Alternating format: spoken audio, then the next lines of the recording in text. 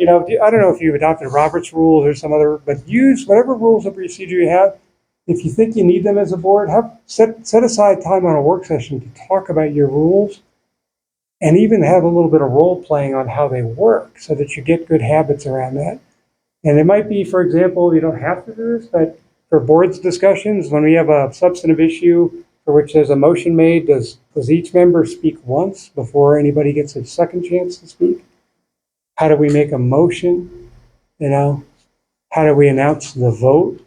All those kinds of things. And staff can help you with that kind of stuff. Any questions around that? Okay. Yeah, in local procedures, you just want to, there's usually only a couple of things that come up. It's like, how do we make a motion? How do I make an amendment? If we have competing motions, which one takes precedence? As a presiding officer, you're going to, if you have rules that are in place, you're going to want to get familiar with those, right? And then for the rest of the board, we do need to recognize that under law that the statute does say the mayor is the presiding officer, right? But have that discussion about what does that look like to us? What are our local rules? Where do we want to have? Because the rules are also there to protect the minority. So if somebody does have a procedural concern, how is that handled by the board? Right? That all. Let's turn the page and talk about ethics. As I mentioned earlier, when you became elected, you became subject to the state code of ethics as well as the town code of ethics, that ordinance number 284. So sometimes it feels like, well, first of all, ethics things can be kind of exciting to read about when they don't involve us, right? And as a municipal attorney, I love reading about like the state legislative, their scandals or whatever, but we want to make sure that we stay out of harm's way. And this is an area where the risk is an individual risk. It's an individual obligation, right? So the liability risk flows to you individually. If there's a violation of the state code of ethics, jurisdiction and enforcement for that rests with a body, the State Ethics Commission up in Denver. And it's a potential individual personal liability in that regard. So it sometimes can feel unfair that codes of ethics seem like they're written in legalese, right? Because they are. And that they can seem kind of amorphous because they are, right?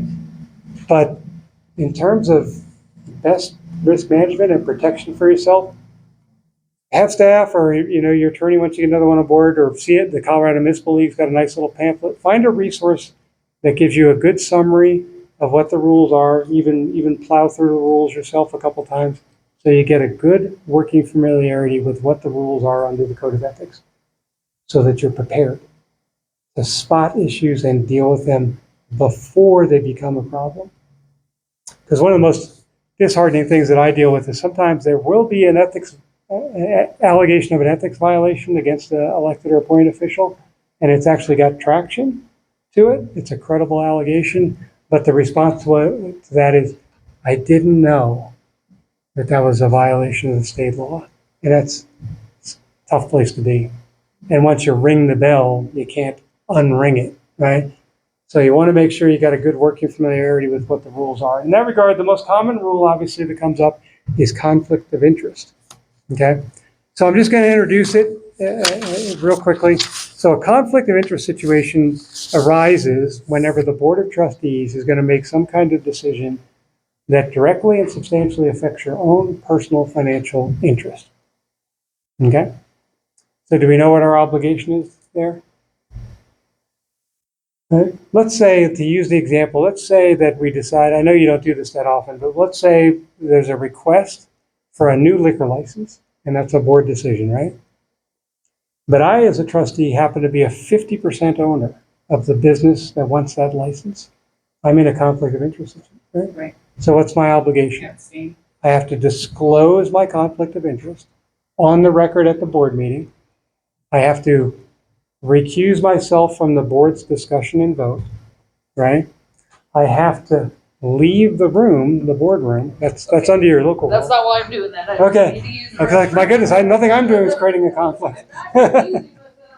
Yeah. By the way, state law, the state code of ethics doesn't address one way or the other whether you have to leave the room, but your local code says you leave the room.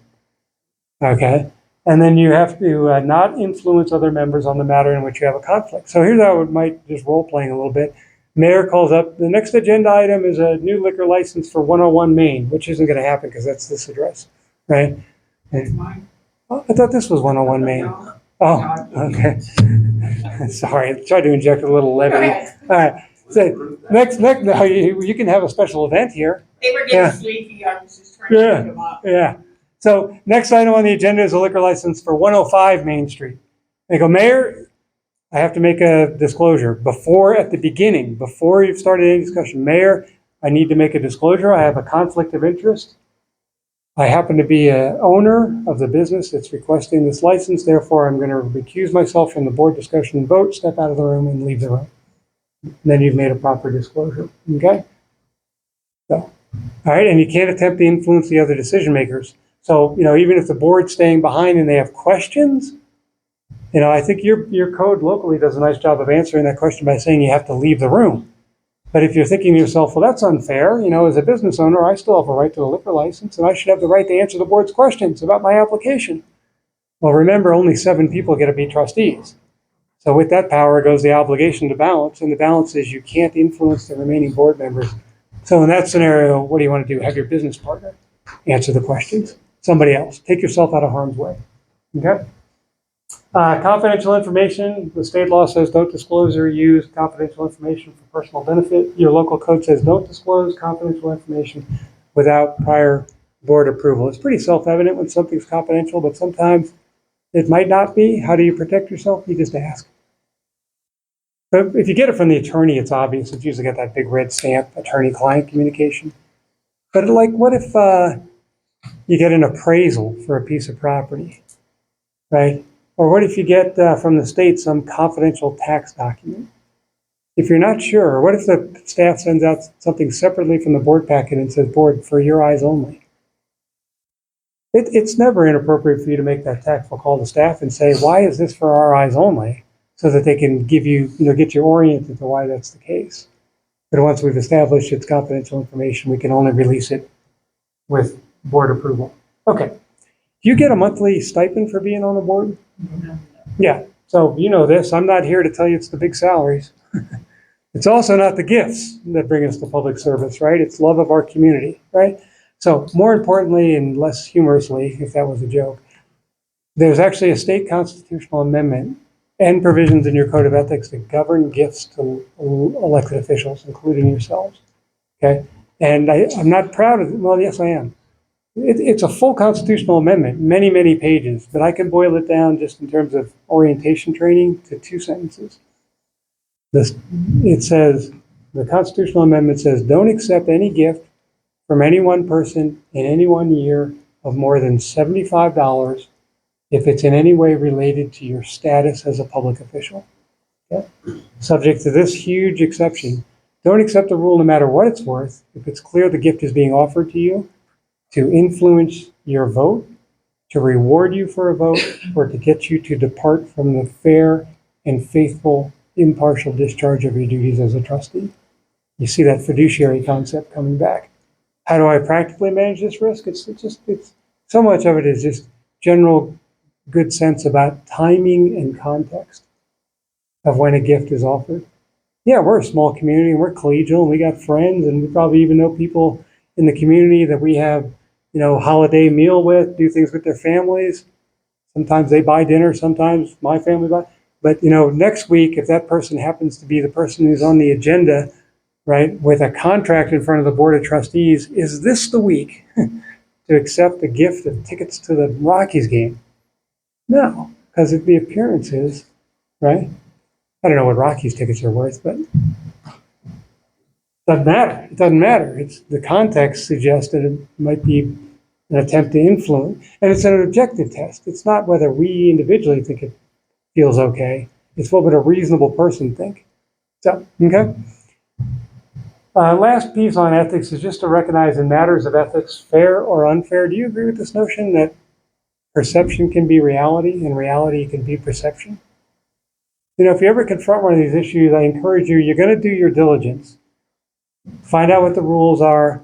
Maybe talk with the town attorney, who's not your individual attorney, but can give you feedback on how the rules work. We have all that discussion and we clear the issue and you realize, oh, I've studied the issue and I realize that I don't have an actual conflict. I don't have any relationship here that requires me to recuse myself. But there's still a perception.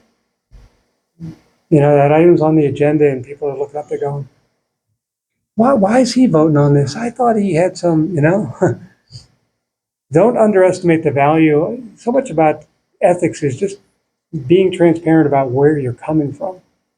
And if you don't have an actual conflict of interest, it might even be helpful just to clear the air and say, hey, Mayor, before we talk about this agenda item, I just want to clear something up. I've heard some rumors or gossip that somehow I have a conflict of interest, I just want to assure everyone that I've looked at the issue.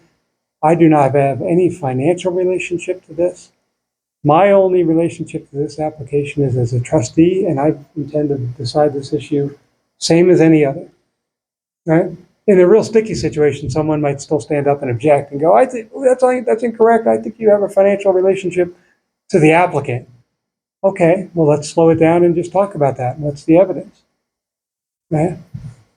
So, any thoughts, questions around ethics? My handout is, please read the disclaimer at the bottom. Okay, that says this is for a general summary only, but I hope this is helpful, particularly since you're new, just to get you oriented to some of the basic concepts and expectations around the state code of ethics. Any questions about that piece? All right. I'm going to pass on the due process stuff, just leave the slide there for you. Staff will get you a copy of the slides. To tell you that at the end of the presentation, there's a webinar on the Cirsa website. And I also did a presentation on this issue at CML this year. You can watch those things. I don't think it's urgent unless the clerk tells me you've got some public hearing matters coming up. Not really. Nothing like a land use, no new liquor licenses, no desire to revoke or suspend the liquor license. Okay. If you're ever going down that path of making a decision that affects individual property rights at the individual level, more than happy to visit you virtually or in person and do some additional training around this issue. But we all know that old phrase in the Constitution, no person shall be deprived of life, liberty, or property without due process of law. Sometimes on some issues, there are 7 people in the town, that's you, that have power to make those decisions. And you got to make sure you follow the right procedures and conduct yourselves appropriately. And that's what these last 2 slides are about, okay? So we're happy to do more training on that some other time. All right, my last suggestion, getting out of the weeds, is just to suggest to you, use this power you have wisely and humanely, right? Recognize that as the leadership group at the top of the org chart, as the elected leaders on that governing body, you help set the tone for the entire organization in terms of how you interact with each other, with staff, with the citizens, right? As a body, among some of the suggestions that I haven't mentioned, commit to a no surprises approach. Your meetings ought not to have surprises or gotcha moments, right? If you have a question that you want answered at the board meeting, use your staff as a resource. You could call that staff member up and say, hey, are we going to talk about this issue, or I have this question?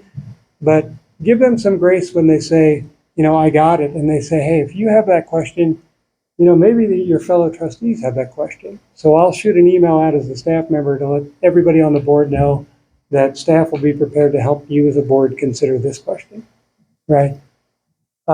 Meetings definitely ought not to have staff bashing, even if you have a concern. It's that old adage of, praise publicly, criticize privately in the world of HR, right? And imagine how powerful it would be, even if you had a concern, right? If somebody stands up there in public comment and is just engaged in an all-out personal attack on a staff member, if we just said, hey, our governing body meetings are for the business of the governing body, and we don't adjudicate personnel issues on the fly. We ask everyone to be respectful and courteous and not engage in personal attacks. Yeah, maybe there's an issue that requires some attention, but we're going to go at it deliberately, professionally, respectfully. Right? Do you agree with this notion? I like to ask this question no matter where I go around the state because I kind of get different reactions. Do you agree that in this day and age, there seems to be a little bit of a rising trend of incivility? That's an understatement. I don't know if my radar should be going up or not, but hey, here's the thing. The job is going to require sometimes that we exercise civility even in the face of incivility. So we're up to the task. As the elected leadership, we can't control everything, but we can control a lot in the area of incivility, including things like our own, I call it our own TNT.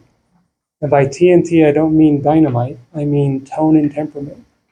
Use your TNT to do great things, to succeed individually and as a board. Don't use your TNT to blow things up. Recognize that it is a give and take. It is a collaborative effort. You know, again, try to avoid surprise moments. Try to avoid situations where it feels like we're pushing people's buttons just to get a reaction. Try to do that work collaboratively and supportively. If we have disagreements, recognize that a main principle of governing bodies is we can have disagreements without being disagreeable. Deal effectively with discord. If one member is really torqued off about something that we did procedurally, let's find the tactful, quiet time at a work session. Still has to be a public discussion, but to talk about it. As a board, wise leadership includes being willing to attack those issues of what's really bothering us and how do we as a board either find common ground or just say let's agree to disagree and move on. All right. The second last bullet I put here, because I do think this is part of the leadership responsibility. I can't point to a job description, so you can criticize me for this, but tout your successes. Do you agree with the notion that sometimes what we see and hear, whether it's on social media or elsewhere about local government, is often negative? But at the governing body level, right? That's what we ran for, to be on the governing body as the fiduciary supporting, empowering, and resourcing the organization. Isn't it part of the job then to tout our successes, to celebrate our successes, right? So the governing body, let people know about the good things that the town and the board are getting done for people. I do think that is part of calibrating discussions around local government and the effectiveness that we can have and impact that we can have, right? And yeah, there are going to be a lot of tough decisions and a lot of tough discussions, right? But if we remind ourselves and our community of the successes that we have, right, then that sets us up for more success. And then finally, getting back to the things that I do that are in my wheelhouse, remember that from a legal standpoint and a risk perspective, remember that fiduciary responsibility, number one. Number two, remember that we responsibility, that power rests only with the board, and that collectively we exercise that power together in terms of our stewardship and fiduciary responsibility to the town as an organization. So with that, I'm going to stop there. Just let you know that at the end of the presentation, there's some more resources for you all. A little bit more about Cirsa, and then some meaningless information about who I am there. So with that, I'm going to open it up for any questions that you have. I'm happy to stay and answer questions if I can be helpful in that regard. We appreciate you coming down. Thank you. Yeah, my pleasure. Any questions? Yeah, thank you. One of the things that I wanted to ask, hopefully the employee handbook also covers some of this stuff, right? Yeah, thank you for hitting on that. Yeah. So as an organization, you want to have a good current employee handbook. Okay, if you don't have one, Cirsa could provide examples. You can borrow from other municipalities, but be careful borrowing off the shelf. Okay, because they're things that work in a big city don't necessarily work here, right? But you don't have to reinvent the wheel otherwise.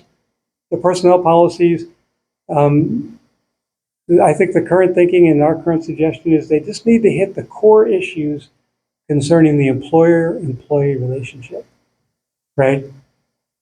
Things about leave, right? Things about pay.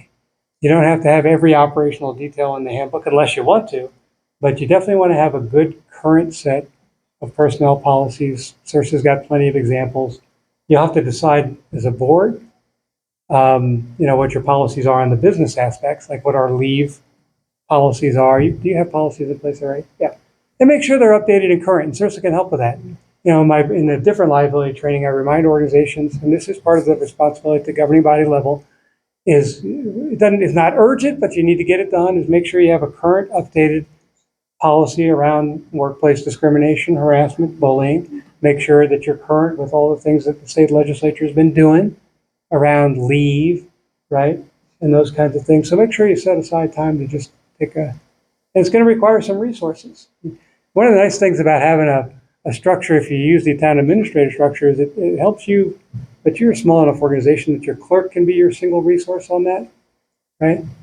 And that each of us, one of us doesn't have to become the professional expert. But we have to have a good sense of when do we need resources and where do the resources lie, right?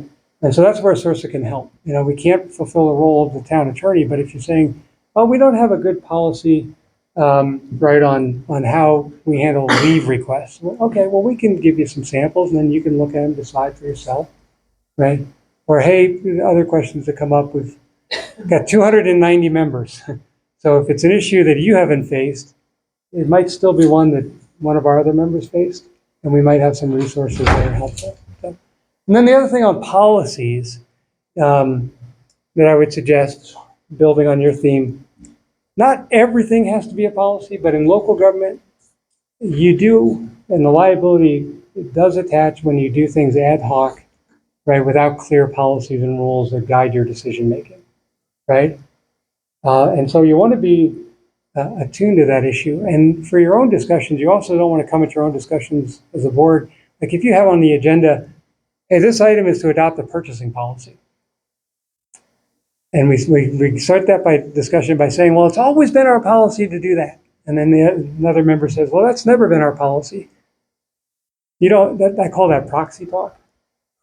Or we go, everybody I talk to says this. And then the other person says, everybody I talk to says the opposite. In that sort of discussion, what are we doing in terms of that you were elected to speak with your own voice, right? So it can be very debilitating to having a good, healthy discussion if we come at it like saying things like it's always been our policy. Hey, if it's on the agenda to set a policy, then what we're saying is not policy, that's just a thought, right? So work together collaboratively to build policies. Figure out when you begin identifying your work plan, where are the policies that need some attention to at least refresh them, make sure they're up to date. Definitely personnel policies is there, right? If you're continually uncertain about, which purchasing policies go to the board and which ones are staff, then look at your purchasing policies. There's plenty of good examples around that. Other ones. Is that helpful? Yeah. But we have resources and we're happy to work. We like to have a single point of contact. Each of our members has a staff contact who calls us for resources because that gives us a way to coordinate the flow of information. So if you need information and resources from Cirsa, please use your clerk as a resource to get in touch with Cirsa or help where we can provide it. And if we can't provide it, we'll let you know that. But, yeah. Thank you for the question. Any others? And we're kind of in need of an attorney. Yeah. And I just wondered if you might know of one that maybe temporarily could help us if we're in need. Yeah, I can't speak to other people's availability, but I know of a lot of firms. One thing I might suggest is the board, if you haven't had this discussion, is talk about whether you want to develop an RFP, request for proposals, and talk about how broadly you might want to distribute that. With the technology, I don't know did you hold Zoom meetings? Or do you have that capability? They did. Yeah, if you have that capability, you might be able to broaden your net in terms of issuing an RFP. And if you're so willing, you might want someone that you want here to be physically present for your meetings. That would be tougher to get someone further afield to do that. But I know of more firms that specialize in municipal attorney work that do represent members throughout the state, and whatever business arrangement they strike, they'll come to meetings by Zoom, come to the occasional meeting in person, but if you're getting oriented, particularly if you're all new, I would encourage you to look at that kind of as job one, is to get that RFP out there, if that's how you want to go, and get that attorney in place. That there are at least a dozen firms in the Denver metro area that I know working out of Denver do represent places as far-flung, like I know the Denver Front Range City is the one that represents people on the West Slope or in southern Colorado or in eastern Colorado. So you might find a firm that's willing to do that for you, right? Yeah. Yeah. And remember, they're going to tell you the same thing, that their boss is the board. And so whenever there's an issue, they're going to, okay, look, board, I'm here to give you, as a board, collectively advice. And when you want to give your town attorney direction, then you got to get together in that public meeting space or executive session if appropriate and figure out what you want to do with the advice of the town attorney. But I would encourage you to look at an RFP and maybe you post it on the CML website and get some interest there. Yeah, but there are other ways of going about it too. There's firms, around. Thank you. Yeah. Yeah. They're not inexpensive, right? But if you have good eyes up discussions about how we can use your resources most efficiently, and everybody's different on how they want that to be. Some people say, well, our style as a board is we want them here physically present for every meeting. And if we just have that in the moment with them, we get a lot of information that helps us in between meetings. And someone say, no, we don't need that. We just need you on Zoom occasionally when we call for a meeting where we have a contentious issue. Otherwise, just work with staff on the legal issues that come up. Yeah. You want to think about what you need in that regard. Yeah. But again, can't underemphasize that state law requires that municipalities, right? Every municipality after its organizational election, the state statute says shall appoint a clerk and shall appoint a town attorney. So you want to get that piece of your work done. Yeah. Madam Mayor. Thank you. Okay, anybody have questions or suggestions? If not, can we get a motion? To adjourn? Motion to adjourn. Second. Thank you, Sam. Thank you. Meeting adjourned. Thank you. Oh, I failed to mention that one of the benefits of coming in person is I bring a little bag of like just little bitty things that have a Cirsa logo on it. And so I'm going to put them there and anybody who wants one. And by that, I mean anyone who wants one. A pen or a little tape measure or a chapstick. It's got the Cirsa I need logo. a tape measure, actually. You know, I ruined two of them. Have at it. The folks back in my office will be disappointed when I bring back a bag that's got stuff in it. Oh,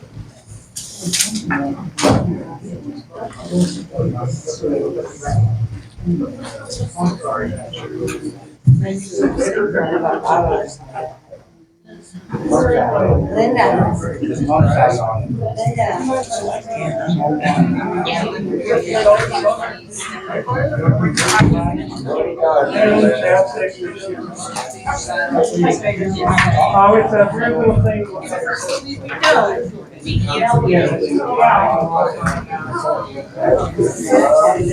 Thank you, sir. It's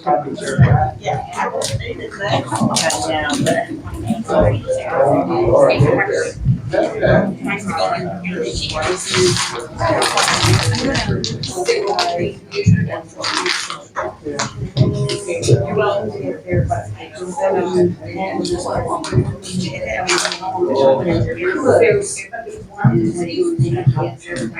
Be what you just said. So, Yeah. is that on the, agenda for next Thursday? Again, talking about how we get things to if they need to hire. I put audits in the council, so in order they assign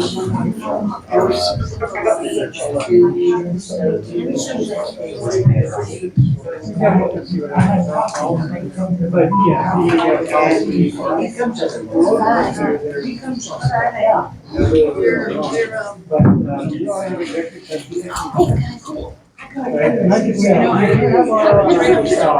I always end up going on too far, and then it's like, never get it back. Yeah, so if the executive, the law requires a 249.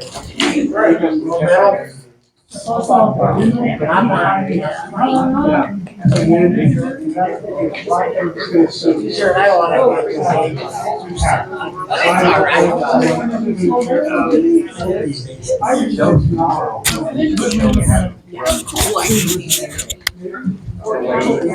to.